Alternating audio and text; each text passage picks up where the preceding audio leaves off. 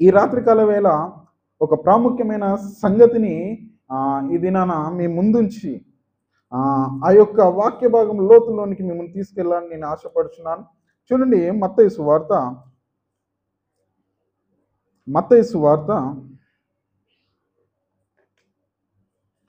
10వ అధ్యాయము 16వ వచనము.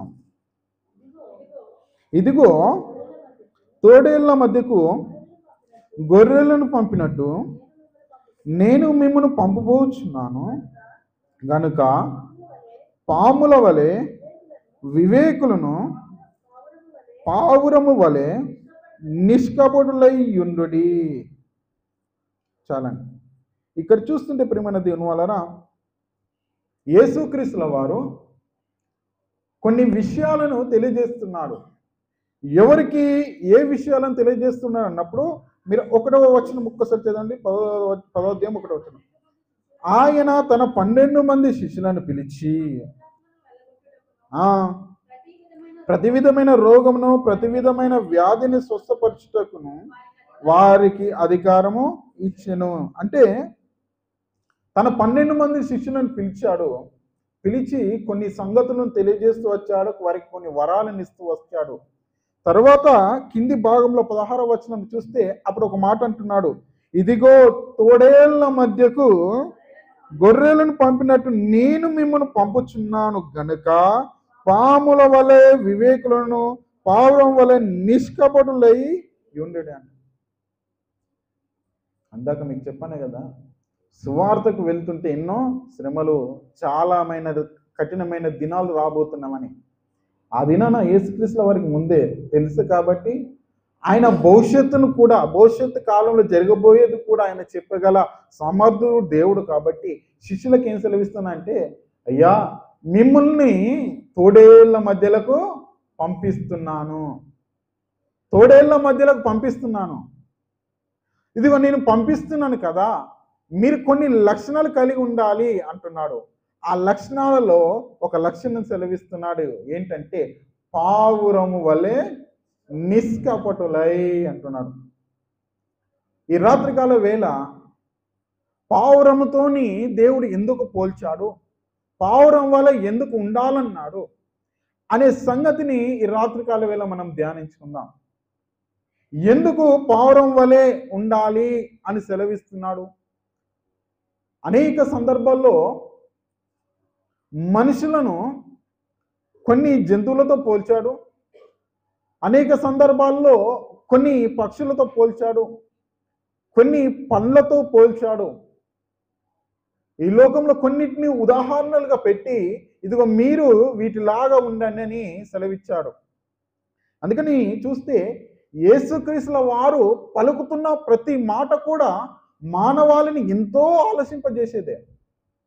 ఆ దినాన శాస్త్రులైన వారు చాలా జ్ఞానులు, పరిసయ్యులు కూడా చాలా జ్ఞానులు.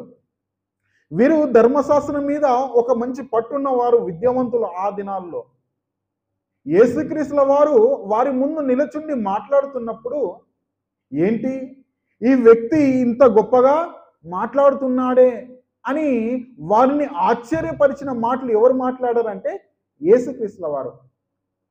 ఎంత వయసులో మాట్లాడాడు అని అంటే ఏమండి, 12వ ఏటనే ఆ యెరూషలేములో ఏమండి శాస్త్రులను పరిచయులను అనేకులను కూడా ఆశ్చర్యపరిచే రీతిలో మాట్లాడాడు. తరువాత తన యొక్క 3.5 సంవత్సర కాలంలో ఎన్నో బోధలు చేశాడు, ఎన్నో ప్రసంగాలు చేశాడు, ఎన్నో ఉపమానాలను చేశాడు, ఎన్నో ఉపమానాలు తెలియజేశాడు, ఉదాహరణలు. ఏమంటే ఆ ఉదాహరణ మనం ధ్యానించుకున్నప్పుడు చాలా ఆశ్చర్యం వేస్తుంటుంది. ఆయన బోధలు, ఆయన ప్రసంగాలు కూడా చాలా ఆశ్చర్యం. కొండ మీద ప్రసంగం అయితే ఇంకా ఆశ్చర్యం. ఏమండి ఆ దినాల్లో ఆయన మాట్లాడిన మాటలు ఇదిగో నేటికి ప్రపంచాన్ని అబ్బురపరుస్తున్నాయి, ఆశ్చర్యంలోనికి తీసుకెళ్తున్నాయి. అంతేకాదు, ఇదిగో ఆయన కేవలం 3.5 సంవత్సరాలే కొన్ని మాటలు మాట్లాడాడు. కానీ రేటికి 2020 సంవత్సరాలైనా ఆయన మాటలు మనం ఏం చేసుకుంటున్నాం, ధ్యానించుకుంటున్నాం. ఎందుకనగా ఆయన యొక్క మాటలు లోకాన్ని మార్చేటిది. ఆయన యొక్క మాటలు మనుషుల యొక్క జీవితాలను మార్చేటిది. ఆయన మాటలు ఎలా ఉంటాయంటే ఎంత ఘోరమైన స్థితిలో ఉన్నా ఆ మనిషిని మానవుడిగా ఒక మంచి ఉన్నతమైన స్థితిగా మార్చే మాటలు. అందుకని చాలా సందర్భాల్లో చీమల యొద్దకు వెళ్ళమంటాడు జ్ఞానం నేర్పిస్తే అని. చాలా సందర్భాల్లో ఇదిగో మీరు వీరి వలె ఉండాలి అంటాడు. ఇక్కడ కూడా శిష్యులకు సెలవిస్తున్నాడు పావురం వలె. ఏంటి పావురము? అసలు ఇది దేవుడు పావురాన్ని ఎందుకు ఎన్నుకున్నాడు? పావురం వలె ఉండాలి అని ఎందుకు కోరుకుంటున్నాడు? అసలు పావురం యొక్క లక్షణాలు ఏంటి? లక్షణాలు ఏంటి? జంతువులు ఎన్నో ఉన్నా, పక్షులు ఎన్నో ఉన్నా, ఒకే ఒక పావురాన్ని చూపించి శిష్యులకు తెలియజేస్తూ ఎందుకు పావురం వలె ఉండాలని తెలియజేస్తున్నాడు?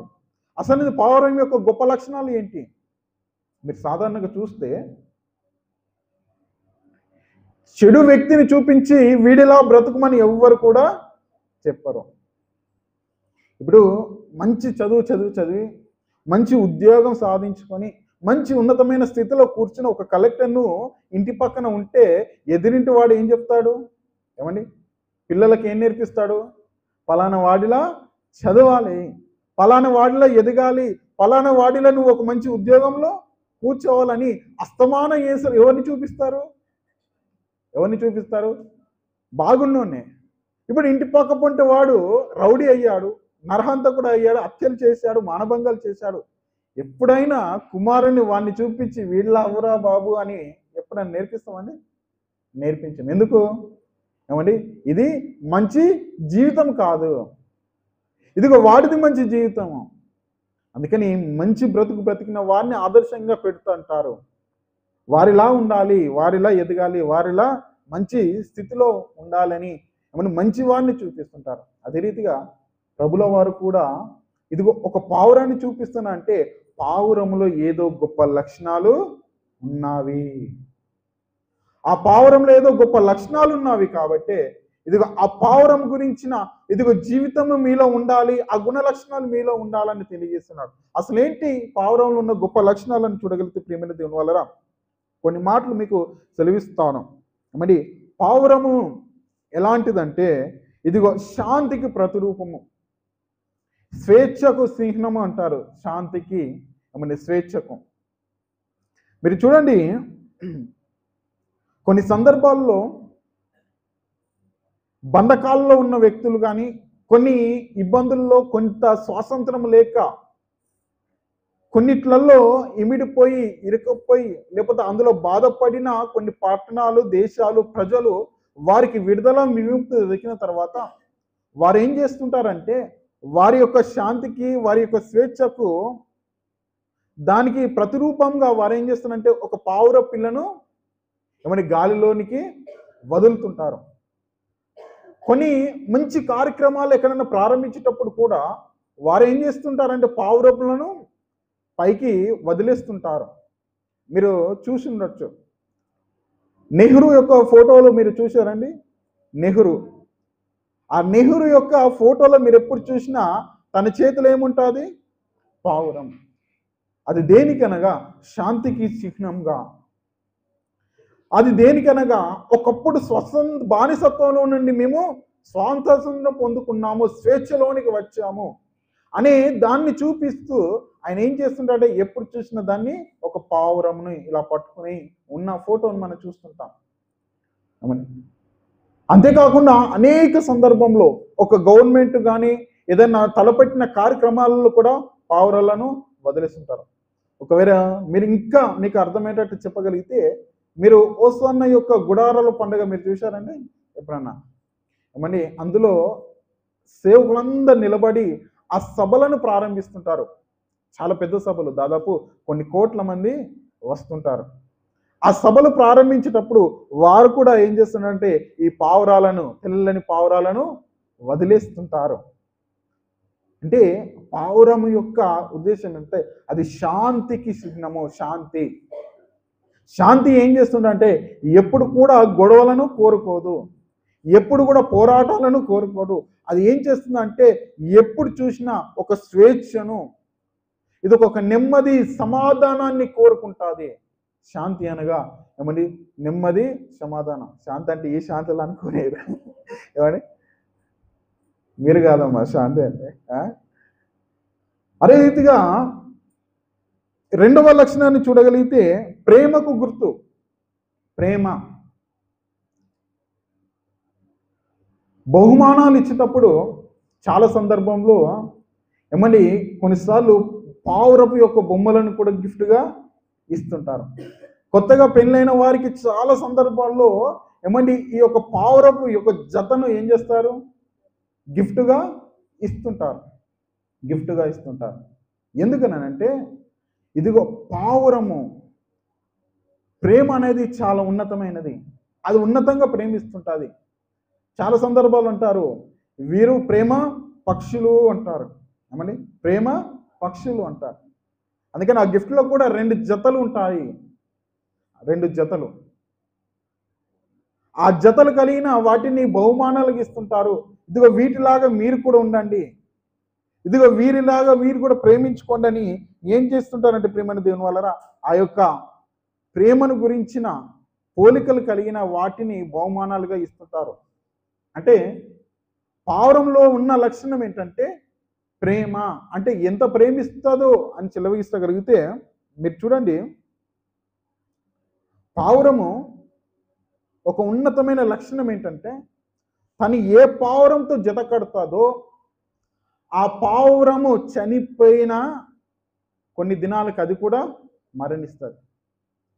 ఎందుకనంటే వేరే ఏ పావురాలు ఉన్నా ఎన్ని ఉన్నా వాటితో అసలే జతనే కట్టదు. ఒక్కసారి ఒక పక్షితో జత కట్టినా, ఒక తోడుతో జత కట్టినా అది ఒకవేళ మరణించిన తర్వాత కూడా మరలా ఎన్ని పక్షులున్నా జత కట్టనే కట్టదు. ఎందుకంటే అది ప్రేమను పంచుతూ అదే ప్రేమలో మరణిస్తుంది కొన్ని దినాలకు. ఇది నిజమంటే నిజమే. దుబాయ్ ప్రాంతంలో 2014 ప్రాంతంలో సైట్లో ఒక పావురం దొరికింది. అంటే ఒంటరిగా తిరుగుతుంది. ఆ పావురాన్ని తెచ్చి ఇంట్లో పెట్టుకుంటే అది కొన్ని దినాలకు చనిపోయింది. ఎందుకు చనిపోయిందంటే దానికి తోడు లేదు. మరి ఎన్నో పావురాలు ఉన్నాయి, వాటిలో కలుస్తుందని మీరు పంపించిన అది ఆ పావురాలతో మాత్రం జత కట్టలేదు. ఒంటరిగానే ఉంటుంది కానీ వేరే పావురాలతో జత కట్టట్లేదు. అంటే ప్రేమ చాలా ఉన్నతంగా చూపిస్తుంటుంది, కనపరుస్తుంటుంది. అందుకని దాన్ని ప్రేమకు గుర్తుగా ఏమండి పావురంను మనం చూస్తుంటాం. ఇంకా చూస్తుంటే లక్ష్యాలు గుర్తించేది, లక్ష్యాన్ని గుర్తుంచుకునేది. ఎలాంటి లక్షణాలు కలిగి ఉన్నాయంటే మొదటిది శాంతి, స్వేచ్ఛ. అదే రీతిగా ప్రేమకు చిహ్నం అయితే మూడవది లక్ష్యము. దానికంటే ఒక లక్ష్యం ఉంటుంది. ఆ లక్ష్యాన్ని మాత్రం ఎప్పుడు కూడా మర్చిపోదు. ఎలాంటి లక్ష్యం కలిగి ఉంటుందంటే ఆ గతించిన ఏమండి పురాణ కాలాలలో లేకపోతే రాజుల కాలాలలో ఒక సందేశాన్ని పంపించాలన్నప్పుడు దేనితో సందేశాన్ని పంపించేవారంటే పావురాలతో సందేశాలు. అప్పుడు ఉత్తరాలు లేదు, పోస్ట్ మ్యాను లేడు, అది నాన్న సెల్ ఫోన్ లేవు, మెసేజ్లు లేవు, వాట్సాప్ అంతకే లేదు, వీడియో కాల్ కూడా అంతకే లేదు. మరి ఆ దినాన సమాచారం ఒక దేశం నుండి ఒక దేశానికి సమాచారం ఏ రీతిగా చేరవేసేది, ఏ రీతిగా వారికి సమాచారం తెలిసేదంటే ఆ సమాచారాన్ని తీసుకెళ్ళేది ఏంటంటే పావురము. ఆ పావురము ఎక్కడికి పంపిస్తామో ఆ లక్ష్యాన్ని మాత్రం ఎక్కడ కూడా మర్చిపో. మనం ఈ చోటు నుండి పంపిస్తున్నాం, బయట ఎన్ని పక్షులున్నా ఎన్ని మంచి ఆహారం దానికి కనబడ్డా ఆ లక్ష్యానికి చేరుకోవాలని తపనతోనే వెళ్తుంది తప్ప మధ్యలో మాత్రం ఎక్కడ కూడా అది తప్పిపోదు. అందుకని అలాంటి కాలంలో రాజులు ఒక వర్తమానం పంపించాలనుకున్నా, ఏమని కొన్ని లేఖలు పంపించాలనుకున్నా ఇది ఒక పావురం ద్వారా పంపించేవారు. అందుకని దానికి ఏం ఏంటంటే లక్ష్యాన్ని గుర్తుంచుకోది, మర్చిపోయేది కాదు. అని ఇంకా చూడగలిగితే చెడును అసహించుకునేది. చెడును అసహించుకోవడం అనగా అది తినే ఆహారం చాలా మంచిది, మంచి ఆహారమే తింటుంది తప్ప చెడు ఆహారం తినది. అంతేకాకుండా తాను ఎప్పుడు కూడా శుభ్రంగా ఉండాలనుకుంటుంది తప్ప ఎప్పుడు కూడా తన యొక్క శరీరాన్ని మలినము చేసుకోదు. మలినము చేసుకోదు. అంతేకాదు వేరే పక్షులతో కూడా ఎప్పుడు కూడా అది కూడదు. ఈ రీతిగా చూస్తుంటే చెడును కూడా అసహించుకునేది. మీరు చూడండి ప్రియమైన దేవుని వాళ్ళరా, ఇవన్నీ గొప్ప లక్షణాలు కలిగిన ఈ యొక్క పావురాన్ని చూపిస్తూ మీరు పావురం వలె ఉండాలి అని అంటున్నాడు అని అంటే, ఇందులో లక్షణాలు మానవునికి చాలా ప్రాముఖ్యమైనవి. ఈ లక్షణాలు ఒక మనిషిలో ఉండవలసినవి. ఈ లక్షణాలు మనిషిలో ఉంటే వాని యొక్క జీవితం చాలా ఉన్నతమైన స్థితిలోనికి వెళుతుంటుంది.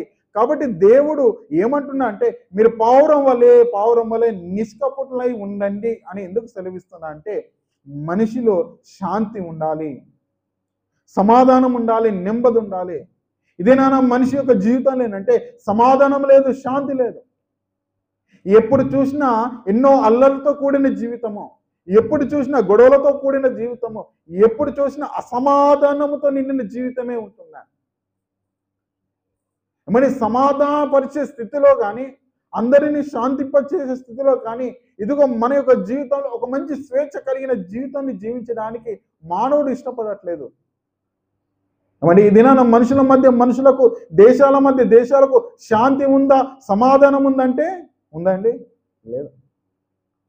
ఇప్పుడు చూడండి, రష్యాకు ఉక్రెయిన్కు యుద్ధం, ఏమని ఇదిగో ఇండియాకు పాకిస్తాన్ గతించిన దినాల యుద్ధం, ఇదిగో ఇజ్రాయెల్కు ఇరాన్కు యుద్ధం, నేపాల్లో కూడా అల్లర్లు.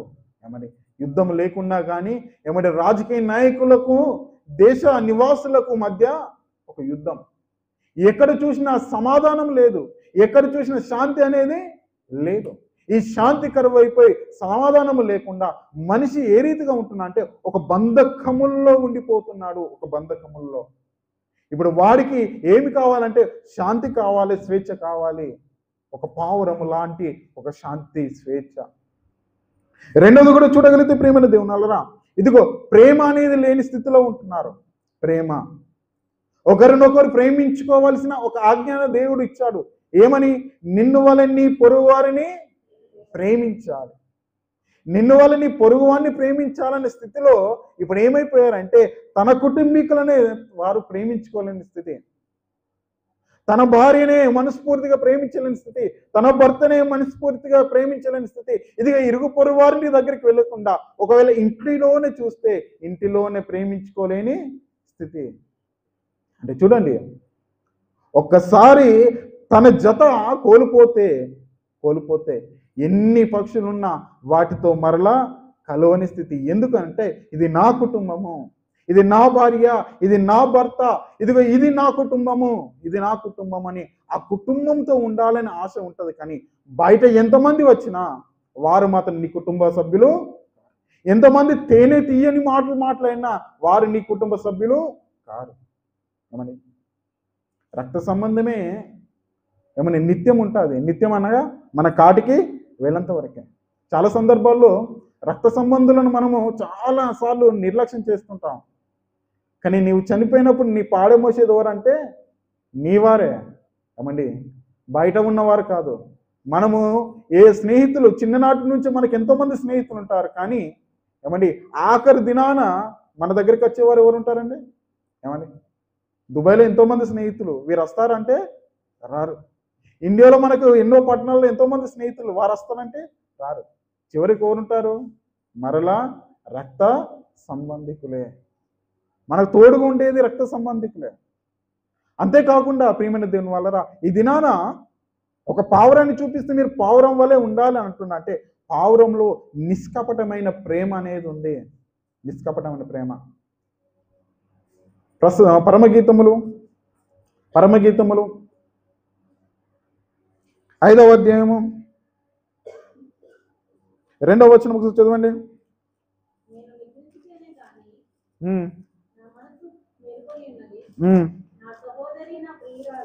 నా సహోదరి, నా ప్రియురాల, నా పావురమా, నిష్కలంకురాల, ఆలకింపుము అంటున్నాడు. ఇక్కడ ఏమంటున్నాడు?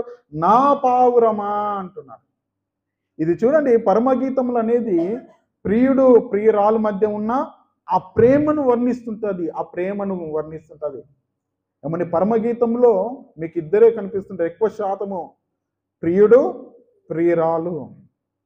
ఏమండి ప్రియుడు ప్రియురాలు. ఇక్కడ ప్రియుడు అంటున్నాడు ఏంటంటే నా పావురమా అంటున్నాడు. అంటే ప్రియురాల్ని దేంతో పోలుస్తున్నాడు? పావురంతో. ఎందుకంటే నాకు శాంతినిచ్చేది, నాకు సమాధానం ఇచ్చేది, నాకు ప్రేమను పంచేది ఇదిగో నా పావురము అంటున్నా. నా పావురమా, ప్రియురాలా అంటున్నాడు. నిజమే ప్రేమలది. చాలా మంది జీవితాల్లో పావురానికి ఉన్న లక్షణం ఉండాలి. ఏంటంటే ప్రేమించే లక్షణం. కల్మషం లేకుండా నిష్కల్మషులుగా, నిష్కలమైనది పావురము. ఒక భార్యను ప్రేమించే స్థితిలో భర్తకు ఉండవలసినది, ఒక భర్తను ప్రేమించే స్థితిలో భార్యకు ఉండవలసినది ఏంటంటే ఒక పావురం యొక్క గొప్ప లక్షణము ప్రేమ. మరి ఇది ఆ ప్రేమ కరువైపోయింది. ఎన్నో జీవితాలు ఏమండి అస్తవ్యస్తమైపోతున్నాయి. ఎన్నో జీవితాలు ఏమైపోతుందంటే వీరు కాకపోతే ఇంకొకరు, ఇంకొకరు కాకపోతే ఇంకొకరని. ఇది చూడండి, ఫేస్బుక్లో మీరు చూసినా లేకపోతే యూట్యూబ్లో చూసినా కొన్ని ఛానల్స్ కూర్చొని పెడుతుంటుంది. అదేంటంటే బతుకు జట్క బండి. ఏమండి బతుకు జట్క బండిలో అని కూర్చుని పెడతారు. ఏంటయ్యా అంటే వారి యొక్క కుటుంబ సమస్యలే, అందులో భార్య భర్తల మధ్య సమస్యలే. భార్య భర్తల ఏంటంటే దాంట్లో ఎక్కువ శాతం నేను చూసింది ఏంటంటే ఏమండి ఇదిగో అక్రమ సంబంధాలు. ఏమండి చాలా సందర్భాలు వారి యొక్క జీవితాన్ని చూస్తుంటే మొత్తం ఈ నేటికి చూడండి ప్రపంచమంతా కూడా చెడిపోతుంది ఏంటంటే లైంగిక సంబంధాలతోనే. ప్రపంచం మొత్తం మీరు ఎక్కడైనా చూడండి. ఎందుకనంటే అలాంటి స్థితిలో ఉండిపోయారు. అందుకనే దేవుడు అంటున్నాడు పావురము ఎందుకు చూపిస్తున్నాడు? అలాంటి స్థితిలో ఉండకూడదనే. ఎందుకంటే ఒక గొప్ప లక్షణం కలిగి ఉండాలనే. ఎన్ని చూసినా ఇదినా ఎన్ని హత్యలండి, ఎన్ని హత్యలు. ఒకరేమో డ్రమ్ములో చంపేస్తున్నారు, ఇది నా డ్రమ్ అంటే కూడా భయపడుతున్నారు. ఏమంటే కుక్కర్ అంటే భయపడుతున్నానంట. ఏమంటే భార్య గ్లాసులో వచ్చిన భర్తకు నిల్లిస్తే కూడా భయం. ఎందుకు ఈ భయం అని అంటే భార్య చేసిన. ఏమంటే భార్యని చంపిన వ్యక్తులు చూస్తుంటే భర్తలకు భయపడుతున్నారు. ఎందుకనంటే వాడు చేసిన ఏంటి అడ్డు తొలగించుకోవడానికి. ఏ అంటే ఇది మంచి ఉన్నతమైన ప్రేమ అనేది కాదు. అందుకని ప్రేమ అనేది ఉన్నవాళ్ళరా పావురాన్ని ముందుకు పెట్టుకున్నాడు. ఇక్కడ కూడా చూడండి పరమగీతంలో అంటాడు నా ప్రియురాలా, నా పావురమా. కొన్ని సందర్భాల్లో ఎవరైనా మిమ్మల్ని పొగడుతున్నప్పుడు, ఎవరైనా మీరు ఇదిగో బాగున్నారు అని తీయని మాటలు మాట్లాడుతున్నా, నీ భర్త కంటే ఎక్కువ, నీ భార్య కంటే ఎక్కువ బయట వారు ఏ వ్యక్తి మాట్లాడుతున్నా ఆ మాటలు ఏంటంటే లోపట ఏదో ఆశించే. ఎందుకనంటే ప్రేమించే మాటలు ఎలా ఉంటాయంట పెదవుల నుండే వస్తాయి. మరి పెదవుల నుండే.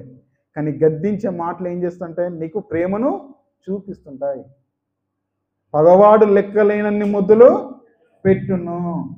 పగవాడు ఏం చేస్తాడు? లెక్కలేనని ముద్దులు. కానీ నిన్ను ప్రేమించేవాడు ఏం చేస్తాడంటే అస్తమానం నిన్ను గద్దిస్తాడు. ఇప్పుడు నీవేమనుకుంటావు అంటే ఎప్పుడు చూసినా నన్ను తిడుతున్నాడు, ఎప్పుడు చూసినా నన్ను గద్దిస్తున్నాడు, ఏంటి ఏంటి ఏంటి నా మీద ప్రేమ లేదు అనుకుంటా. తీయగా మాట్లాడు అనుకోండి, నల్లగున్నా నువ్వెంతో తెల్లగున్నావు అని అన్నావు అనుకోండి, ఏమని నా భర్త నన్ను ఎప్పుడు కూడా ఏమని నువ్వు ఎలాంటి చీర కట్టినా కానీ వాడి కళ్ళకి ఎలా ఉంటుందంటే ఓ సూపర్ అని బయటవాడు పొగడాడు అనుకోండి. అందుకని చాలా సందర్భాల్లో నేను చూస్తాను భర్త ముందు తన యొక్క అందాన్ని చూపించవలసిన స్త్రీలు ఇంటిలోనే ఏమో పాసిపోయిన మైటే వేసుకొని జీవితాంతం ఉంటారు. కానీ పండుగలు అనగానే, బయటకు అనగానే, ఇంటికి షాపింగ్ అనగానే వారి యొక్క మేకప్కి గంట పడుతుంటారు. ఎందుకనంటే ఇంట్లో ఉన్నప్పుడు పాత మొగుడే, అదే రూపము, ఏం చేయలేడు. అదే బయటకు వెళ్ళిపోతున్నప్పుడు కట్టిన చీర కట్టకుండా ముఖానికి ఏమండి అద్ది ఇదేనా చూస్తే ఎన్నో ఉన్నాయంట. పాపం ఆవిడైతే ఏం పెట్టుకోదు. కానీ బయట చూస్తుంటే ఏమండి మీరు షాపింగ్ మాల్లో నేను చూసినప్పుడు కంటికి రెప్పలు కూడా దొరుకుతున్నాయి.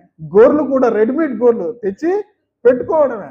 ఏమండి, ఆ మూతికైతే ఎన్నో రంగులు, ఇంత పెద్ద డబ్బే ఉంటుంది. ఏమంటే దాన్ని ఏమంటారు, మేకప్ కిట్. ఎప్పుడైనా నీ భర్త ముందు ప్రతిరోజు కాకుండా వారంలో ఒక 4 రోజులైనా భర్త ముందు ఏమంటే కొద్దిగా ఏమండి అందంగా తయారై కూర్చున్నారంటే లేదు. ఇంటికి రాగానే ఏం చేస్తారు, నైటి నైటి. ఇప్పుడు బయట వారికేమో నీ యొక్క అందాన్ని చూపించవలసిన అవసరం నీకు లేదు. ఒక భర్త అయినా ఒక భార్య అయినా మీ యొక్క ప్రేమ మీ మధ్యలో ఉండాలి తప్ప బయట వారు ఎప్పుడు కూడా నీ అందాన్ని చూపించుకునే స్థితి, నీ అందాన్ని చూసి పొగడే స్థితి ఎప్పుడు కూడా బయట వారికి రాకూడదు. ఆ అవకాశం నీవు ఇవ్వకూడదు. ఏమండి, ఎప్పుడు చూసినా నీ భార్యను నేనేమనాలని, అయ్యో మా ఆయన బంగారం అని. నీ భర్త నిన్ను చూసినప్పుడల్లా నా భార్య బంగారం అనాలి, నిలువెత్తు బంగారం, కొనలేని బంగారం అని. కానీ బయటవాడు బంగారం అంటే కరిగిపోయావు అనుకోండి, ఏమైపోతుంది? అందుకని ఇక్కడ అంటున్నాడు ఏంటంటే, ఇదిగో ప్రేమను బట్టి ఇదిగో నా ప్రియురాలు పావురము అంటున్నాడు. ఎందుకు? నిష్కపటమైన ప్రేమ లేదు, నా మీద ఉన్నతమైన ప్రేమ అని. అమ్మని అంతేకాకుండా లక్ష్యాన్ని చేయించేది లక్ష్యం. మీరు నోహవు కాలంలోనికి వెళ్తే నోహవు కాలంలో కూడా ఒక పావురం కనిపిస్తుంటుంది. చూస్తారా? ఆదికాండము 8వ అధ్యాయము 10వ వచనం. ఆదికాండము 8వ అధ్యాయము 10వ వచనం. అతడు 7 దినములు తాలి మళ్ళా నల్ల పావురను ఓడలో నుండి వెలుపలికి పిడిచెను. సాయంకాలమున అది అతని యుద్ధకు వచ్చినప్పుడు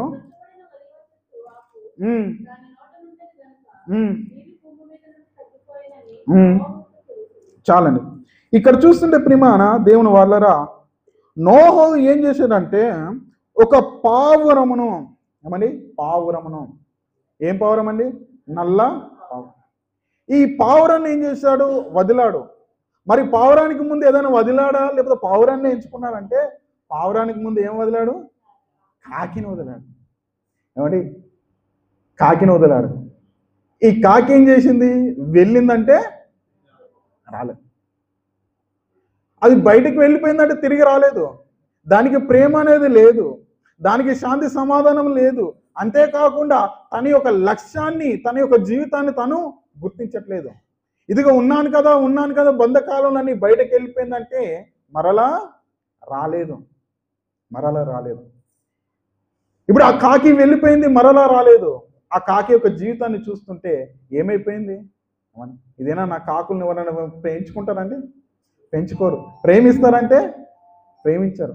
ఏమండి, ఇంకా చూస్తుంటే కాకిని తిట్టడానికి ఉపయోగించుకుంటారు తప్ప, ఏమండి కాకిలాగా నల్లగా ఉన్నావనే ఒక పోలిక. అందుకని ప్రియమైన దేని వల్ల ఆ కాకి వెళ్ళిపోయింది, కానీ పావురం మాత్రం మరలా తిరిగి వచ్చింది నమ్మకముతో.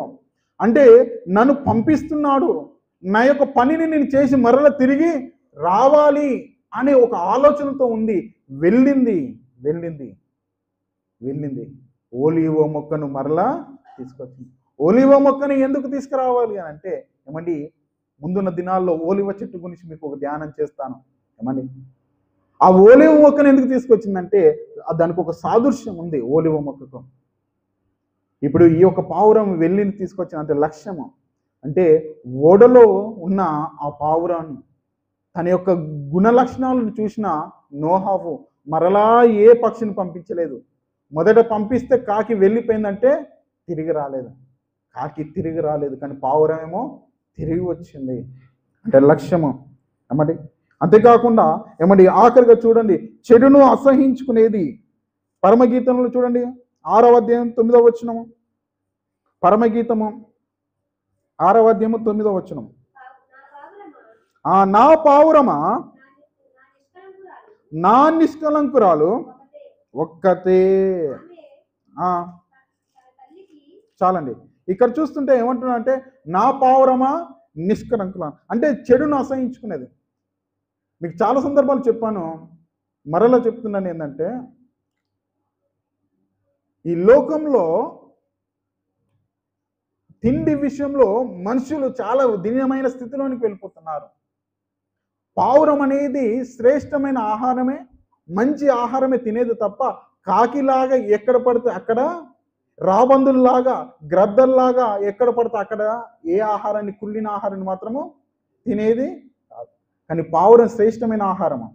ఈ దినాన మానవులైన మనము పరిశుద్ధమైనవి తినకుండా, పవిత్రమైనవి తినకుండా, మంచి ఆహారం, శరీరానికి ఆరోగ్యాన్ని కలిగజేసే ఆహారం తినకుండా ఈ దినాన్న ఎలాంటి ఆహారాలు తింటున్నామంటే ఏమండి, ఈ శరీరానికి ఏమండి మత్తునిచ్చేటివి.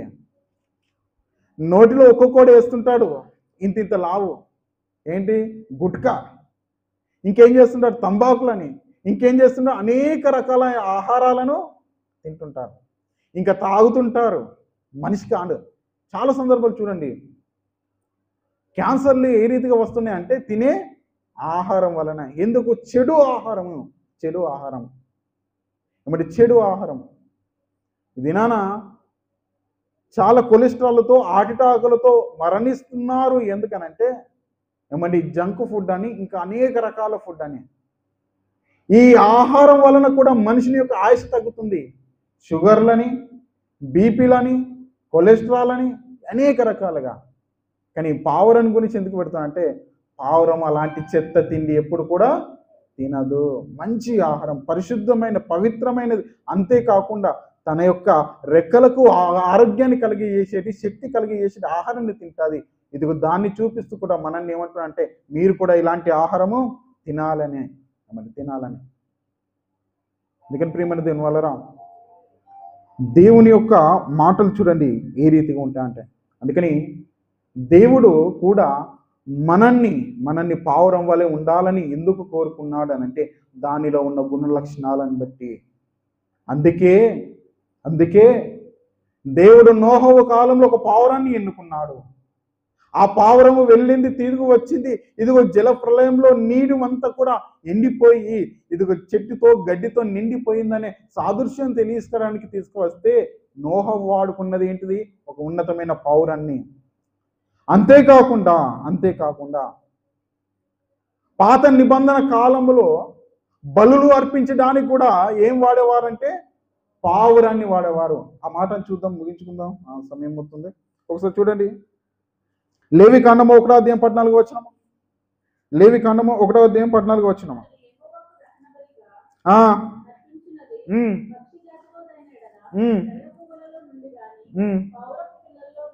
ఆ పావురపు పిల్లలలో నుండి కానీ. ఇప్పుడు పావురం వల్ల ఎందుకు ఉండాలని అంటే ఇదిగో నోహోవు యొక్క జీవితంలో ఒక పావురం తన యొక్క జీవితంలో అద్భుత కార్యం చేసింది. అంతేకాదు ఈ పావురం కూడా ఎంత గొప్ప నిష్కలంకురాలు, ఎంత పవిత్రమైనదంటే ఇదిగో నీ పాపానికి బదులుగా పావురాన్ని చిందించాలని ఆజ్ఞ. అంటే పావురాన్ని ఎందుకు దేవుడు కోరుకున్నా అంటే అది నిష్కలంకురాలు, అది బలికి ఉపయోగపడేది అని దేవుడు పాత నిబంధనలో బలులు అర్పించడానికి కూడా పావురాన్ని వాడుకున్నాడు. ఆఖరి ఒక మాట చెప్తాను, ఇంకా ఏ స్థితిలో దేవుడు పావురాన్ని వాడుకున్నాడంటే యేసుక్రీస్తుల వారు బాప్తిసం తీసుకొని ఏమని పైకి లేచినప్పుడు ఆకాశము నుండి పరిశుద్ధాత్ముడు పావురం వలె. ఇప్పుడు మూడు విషయాలు చెప్తున్నాను. నోహవు జీవితంలో ఒక ఉన్నతమైన పావురము, ఇజ్రాయేలీలో బలిలు అర్పించాలన్నప్పుడు ఉన్నతమైన పావురము. అంతేకాదు యేసుక్రీస్తుల వారు పరిశుద్ధాత్మను పొందుకోవాలన్నా దేవుడు ఎన్నుకున్నది ఏంటి? పావురము. ఏమండి పావురం ఎంత గొప్పదైతేనే దేవుడు వాడుకుంటాడు. కాకిని వాడుకోలేదే, గద్దను వాడుకోలేదు, ఏ జంతువులు ఎందుకు పావురాన్ని వాడుకున్నా అంటే పావురము నిష్కలంకురాలు, పవిత్రమైనది, పరిశుద్ధమైనది, దానిలో గుణ లక్షణాలు ఉన్నాయి. ఏమండి ఇది నాన్న చూడండి, పరిశుద్ధాత్మ ప్రతిరూపం పావురంలా మనం చూడాలి. ఏమని బలులు అర్పించడానికి బలికి తీసుకెళ్లే పావురము, దేవుడు ఎన్నుకున్న పావురము. అందుకే కదా శిష్యులతో అంటాడు మీరు పావురం వలె ఉండండి అంటే పావురంలో ఉన్న గుణ లక్షణాలు, జీవితము, పరిశుద్ధత, పవిత్రత మీలో ఉంటే మిమ్మల్ని కూడా నేను వాడుకుంటాను. నోహవును వాడుకున్నట్టుగా, బలులు అర్పించడానికి వాడుకున్నట్టుగా పరిశుద్ధాత్ముడు దిగిరావాలన్న పావురం రూపంలో రావడానికి దేవుడు వాడుకున్నట్టుగా దేవుడు నిన్ను నన్ను వాడుకోవాలన్నప్పుడు మనలో కొన్నైన లక్షణాలు పావురం వలె ఉంటే దేవునికి ఎంతో ఇష్టము, ఎంతో ఇష్టము. అందుకని ప్రారంభ గీతంలో అనేక సందర్భాల్లో పావురాన్ని చూపిస్తాడు. ఆ పావురము దేనికి సాదృశ్యం అనగా సంఘానికి సాదృశ్యము. సంఘము ఏ రీతిగా ఉండాలంటే పావురం వలె. ఆఖరిగా చూడండి, పరమగీతములు 2వ అధ్యాయము అయిపోయింది. పరమగీతములు 2వ అధ్యాయము 14వ వచనం చదవండి. బండ సందులలో ఎగురున్న పావురమా, పేటు పీఠంలో ఆశ్రయించున్న పావురమా, నీ స్వరము మాధుర్యము అంటుంది. చూడండి, బండ సందుల్లో ఉండే అనగా క్రీస్తు అనే బండలో ఏమండి నిలిచేది పావురము అనగా సంఘము. సంఘం కాబట్టి సంఘాన్ని పావురం వలె ఉండాలనుకుంటున్నాడు. అది సంఘానికి సాదృశ్యం. ఇది నా పావురం లాంటి లక్షణాలు కలిగి సంఘం ఉన్నప్పుడు, మన యొక్క జీవితంలో ఉన్నప్పుడు, సంఘం అంటే సంఘం కాదు, సంఘం అంటే మనమందరం కలిసి ఒక ఉన్నతమైన జీవితాన్ని జీవిస్తే దేవుడు ఖచ్చితంగా నిన్ను నన్ను వాడుకుంటాడు. అలాంటి స్థితిలో మనం ఉండాలన్నప్పుడు దేవుడు చెప్పినట్టుగా ఇదిగో పావురం వలె మనం నిష్కపటులుగా మనము ఉందాం. అట్టి కృప దేవుడు మనకు అనుగ్రహించును గాక. ఆమేన్.